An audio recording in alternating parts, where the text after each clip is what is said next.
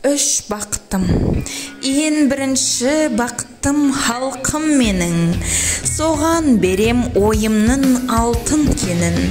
Ол бар болса, мен бармын, қор болмаймын, қымбат бірақ алтыннан нарқым менің.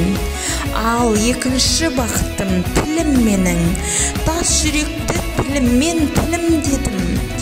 Кейде дүниеден түңілсем де, қасиетті тілімнен түңілмедім.